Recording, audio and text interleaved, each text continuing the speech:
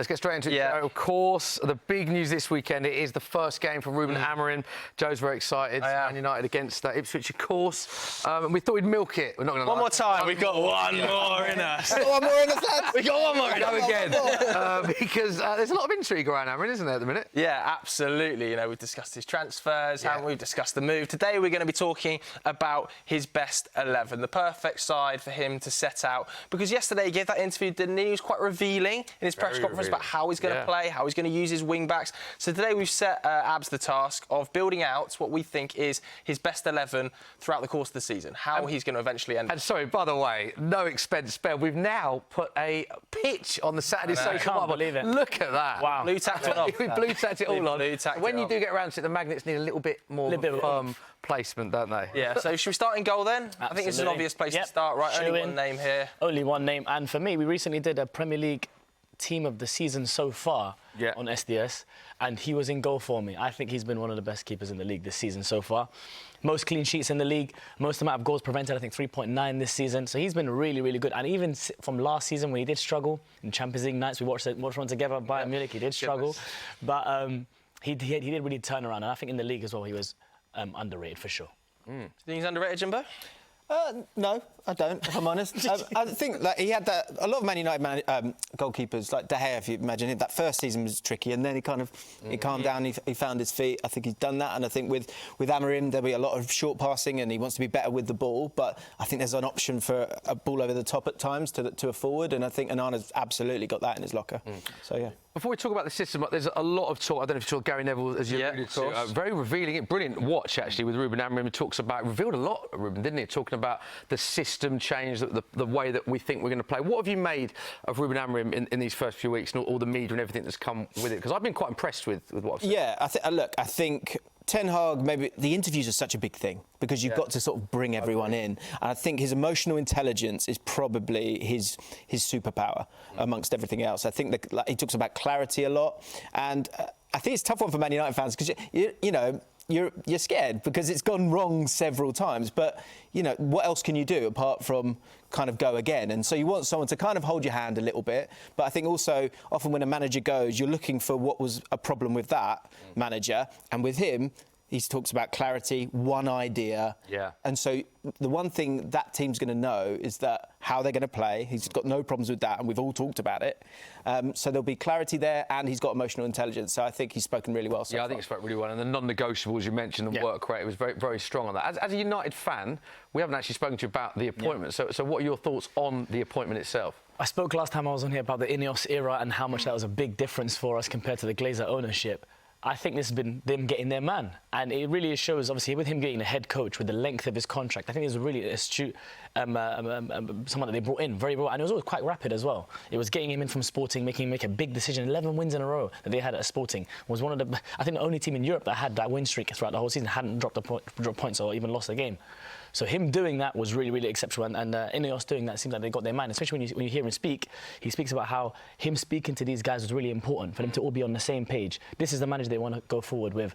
And like you guys say, the personality is almost the antithesis of Erik ten Hag. That's a really good point from Abs in the sense that, yes, there's been several managers that haven't worked, but this is a new ownership. So you've got to give that new ownership a chance with this guy. And, yeah, he's saying all the right things. Definitely. Yeah, let's get on to centre-backs then. This is the main thing. This is all we're talking about. Shall I reveal the back three at once, or we'll start one and go? Let's start with one at a time, because I think the first player, still a little bit of an unknown, right? He hasn't played a game yet for United properly. Obviously, we saw him in a friendly game, but Lenny Yoro, you think, will be a starter in his best 11? I do think so. And obviously, he had experience playing in a back three. And played on the right side of the back three, and that's where really he was signed. He wanted to be signed by Madrid. Liverpool, I think, were interested. United also were, and ended up getting him. Almost a bit is like having two star boys in one team. Kobbie Mainoo is obviously at his age very, very underrated as a player who's one of the best at his age group. Lenny Yoro is another one, and I think it's fantastic at Man United. It was a big cop that they had. But him, what I really like about him is that it looks like he's going to be very well defending wide areas. I think that's a big strength of his. But on the ball, we saw it in pre-season, if you remember, under Ten Hag. His pass, we talk about a pass over the top to a forward, which is one thing we're going to see a lot from a Amorim team. That pass over to a left wing back over the top is going to be very, very essential. And Lenny Yoro can do that, as always, also breaking the lines to the forward line as well. Would you have him in there, Jimbo, starting? Yeah, I think straight away? Even he's 18? Yes, I think because you need to. I think Amorim wants team players, and I think he's happy with young players as well. Yeah. And then there's a group of players where there's a question mark. Where I think he's spoken about we need the data. He needs the data on those players in the sense of can he bring them round and can he take them back to a sort of a higher level. And I think Lenny Yoro is in that bracket of a young superstar in the making. And I think as part of a back three, it's going to be interesting because there will be pressure on him on the ball, certainly, but defensively he'll have a bit of help around him. And, you've bought him, you need to play him. And Jim alluded to that. I think we all expect there to be a back three, so the big thing will be the formation change. So who have you got with as your other two centre-backs? Two centre-halves. We've got Matthias de Ligt. And I'm guessing you've got, is that Martinez? Yeah, Sandro Martinez. Now, there's a couple of things I was considering when I was asked about this. In possession and out of possession, the differences, because I think as a central centre-half, Matthias de Ligt is the best out of possession. In terms of how he jumps, how he wins the ball, he's quite aggressive in the way that he defends. That is where he's really good. On the ball, I think, and we asked to mention some people that we didn't actually make into the first 11, but on the ball, players like Maguire and Evans, and United fans might not expect this, would actually be very, very good in Amorim's system as a centre-half. Why? Me and James have both alluded to it so far. These balls over the top to the wing-backs are going to be something you see so often under Amorim, where the pass to a wing-back that's making a run, or maybe one of the dual 10s that are making runs in behind, that pass either from centre-half or the wide centre-halves are where ball progression is coming from. Main ball progression from Amorim teams come from the back three. Obviously, you're going to have the midfielders in there who do pick it up between the lines. That will happen. But the passing progression mainly will be happening from either the wide centre-halves, and you'd want it to happen from the centre-back as well. But out of possession, for sure, Matthias de Ligt will be the guy. Jim, let's bring you in, because this is content we see a lot of on your channel. You analyse how teams play, how teams break down play. In Amorim's system, who would you have, presuming it is a back three, as your starting back three, if everyone was fit? I think you've... Again, I think how it starts and how it's about opportunity, I think it could affect, say, Martinez and Luke Shaw, I'm sure we'll talk about. I think de Ligt is absolutely that centre back. I think it will suit Maguire and Johnny Evans as well, because defensively, if you're a little bit scared of people running behind, you've got two players that you can kind of bring in with you, and also it will be in front of that. It will be those wing backs. It won't be turning into a back five out of possession. It will be a five in that second line that will go and press. So he can then have those two players alongside him and shouldn't get done over the top too much. So I think once it's set in stone a little bit in terms of how they play, which again Amorim has been really big on, players like Maguire, players like Johnny Evans will actually feel quite comfortable in that situation, which we've seen with Maguire for England. For England, haven't we? Yeah, I was just about to say that. Should we talk about the wing-backs? Let's do both the wing-backs then. Left wing-back, right wing-back. Who have we got? This was the one that I racked my head about for so long, and it's obviously what a lot of people are considering as well. The question mainly is, and it's about, James alluded to it earlier, again, about the evolution of the team. I did start with Nasser Mazraoui as the right wing-back. Do I think eventually we will see a Manchester United that has wingers in those wing-back positions? Yes. I do believe that is where it evolves. And if you look at how he did at Sporting, it didn't start with wingers being in those positions. It started as fullbacks who were playing there. And he mentioned actually something in the interview as well. Yeah, that was a really interesting point in the interview, actually. Gary Neville asked him if he'd be better suited playing fullbacks as wingbacks or wingers as wingbacks. Where do you stand on that, about who you think is better suited in this United squad? The one thing I wonder, maybe I'm being cynical, is there has to be a few bluffs being thrown out here. But also, again, in terms of that group of players that he has a question mark on, I think he might, in these early weeks, give those people an opportunity to give him data and to give them that data, but to see if they can do it, and then go from there. Because I think profile-wise, we can all look at the players and go, you fit, you don't fit. But if he doesn't give those other guys a go, he's going to be in trouble when he gets a couple of injuries. But the wing-back position is an awkward one for sure. I think in terms it's tough. I mean, I played as a winger. Jimbo knows when you get asked to play wing-back, it's very tricky. It's a completely different role. So if you've got Mazraoui on the right, who have you got on the left then? That is a great question, Juman James. Thank you so much. Smithy, you'd be useless in an Amorim system. He wants to run back. I know, exactly my point. I've gone for Luke Shaw as my left wing back. This is interesting, isn't it? Because I think we've seen from some of the training footage, from some of what he said yesterday, there's potentially you seeing Luke Shaw as that left-sided centre-back. I think the reason he was doing that is because he's probably the closest profile to Sandro Martinez in the squad anyway. And the fitness as well, I think. Yeah, and the fitness, because this is not ready, didn't he? Yeah, and that's obviously the best team. like you mentioned about fitness, probably the best athletes in the team have to be those wing backs in terms of how much ground they have to cover. Something that Amorim's done differently tonight, you saw it in the training clips as well, made the structure quite simple. When we lose the ball, you run straight back. You don't really do much covering or going either places, and we saw a lot of positional rotation under Ten Hag. Sorry, I was just about to say, do you think that's an area that United will look to strengthen, be it in Jan or summer, the left side? 100%, and there's so many options in the market. We've already seen links to Alphonso Davies early on, and it's only the beginning of the season. But it's players like this, I think someone like Nouri, other players that are players in this position who are potential specialised wing backs. But Luke Shaw, Ruben Amorim had Maximilian Araujo and Matthias Reis in his last team. In Sporting, I think Shaw is probably closer to Matthias Reis because he was more reliant on creativity. It was about how much he can do. They do stay as wingers, but when you're there, can you create? And if we remember, it's a while ago now, but the best of Luke Shaw, which is a couple of seasons ago, maybe under Ole Gunnar Solskjaer in that 19-20 season, his creativity was ridiculous in that time. So if we can have Luke Shaw fit, which is a big if, and I understand we are looking in the market because we can't rely on Luke Shaw's fitness much longer, but that is who I would go for as left back. Should we do the midfield too? Let's have a look at the pair. Yeah, let's I told you. Here he goes. Yep, it's that new pitch. Yeah. It's that new pitch. You could help out. All right, let's have a look at the midfield too. Yep. I'm guessing. I have got Kobbie Mainoo. I'll put them in and then we'll talk about them quickly. Kobbie and Manuel Ugarte. Ugarte is arguably the best winner out of this appointment of Amorim. Yeah, he's got to be buzzing there. Yeah, he's got to be buzzing. Someone that publicly I wasn't much convinced about as a player and still hasn't fully won me over. I will be honest about Manuel Ugarte, but him being in this system, the knowledge that he has in this system is vital to the team. You'll see most times with Man United that double pivot will stay quite close to each other, especially off the ball as well. Didn't before. No, there was canyons of space. Like a 4-2-4, and they got to cover so much ground. But they will be quite close in proximity to each other. And like I mentioned earlier, the ball progression won't be on them mainly. It'll be on this back line, finding the forward players, maybe setting these guys to play it to the wing backs. And we saw that with Casemiro and Kobbie in the training clips. Yeah, it's interesting because Casemiro's not in your midfield too there. Yeah. But has featured start this season, and almost there are arguments to be made from me as a United fan, like he's actually better going forward than going backwards at times. If we look at Casemiro, dangerous in the box. If we look at Casemiro, the nature of Casemiro as a player, even at Real Madrid, he was a defensive midfielder, was winning challenges, was covering a lot of ground for Kroos and Modric.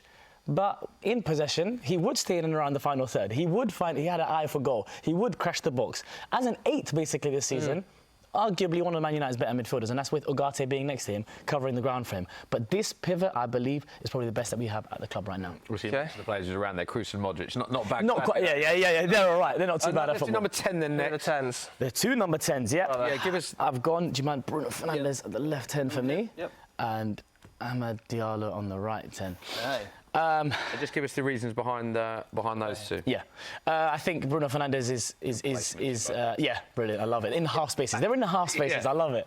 But Bruno Fernandes is the best player at Manchester United. He is. I think what we need to do with this system, and it's very, very important that we do this, is take the burden off him when it comes to creativity. There is a lot of burden on Bruno Fernandes' shoulders at this point in time to create everything for the team. And I'm hoping the system allows for there to be a picture for him that he knows where players are, so he doesn't have to get in the ball everywhere. If we look at him under Ole and even under Ten Hag towards the end, he had the license to pick up the ball from any player on the pitch and create out of nothing. We need to stop that as a club. We can't, as good as he is, we can't continue to rely on him this much and put this burden on him as good as he is at creating.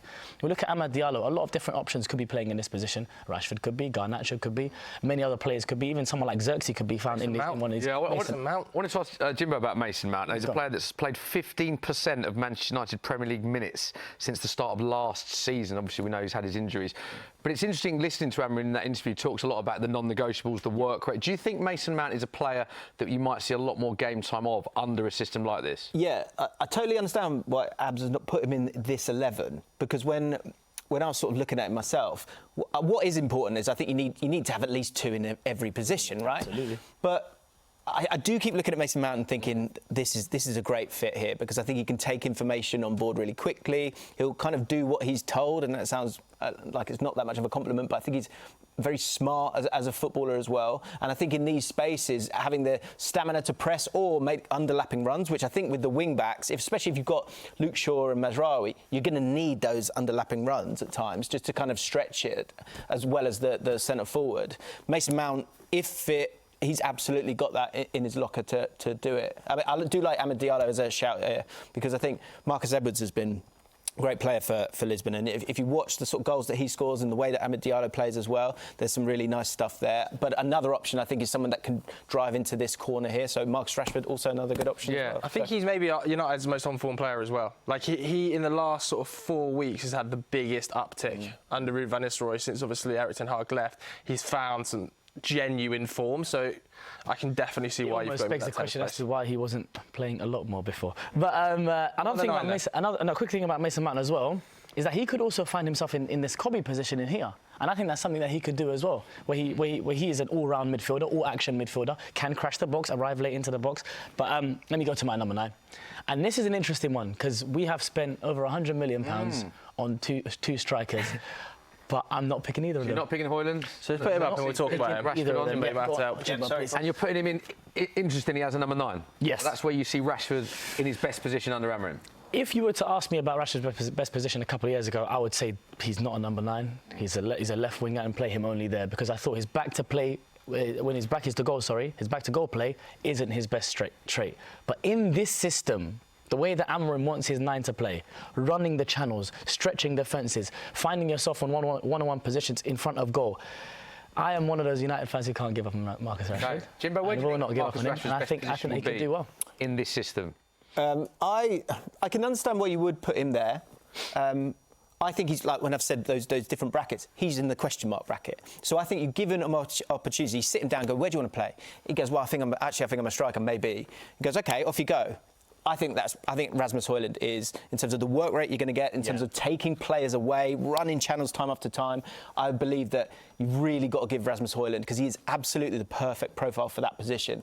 But Marcus Rashford, maybe if you've not got the same kind of speed out wide, you need someone with a little bit more trickery to work with these two initially. But for a lot of these players, it's now or never, and for Marcus Rashford, absolutely. 100%. I think, look, I've always loved him with Luke Shaw. But I'm not sure if that totally works here, and that would mean Bruno Fernandes maybe coming over to this side. Okay. Okay. I suppose the last one for me, just before we wrap this up, is Alejandro Garnacho, who has been vital, specifically over the last year, to how United want to play football. I think he's a fantastic player, gets a lot of stick when he doesn't deserve it. 15 goal involvement since the start of last season, so only Bruno Fernandes. United's top scorer this season. For Manchester United.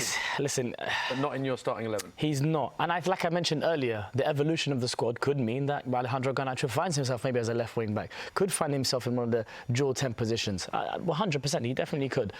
As of right now, do I think that his output is hiding some of weaknesses in his performances? If I'm being honest, yes, I do. I do believe that.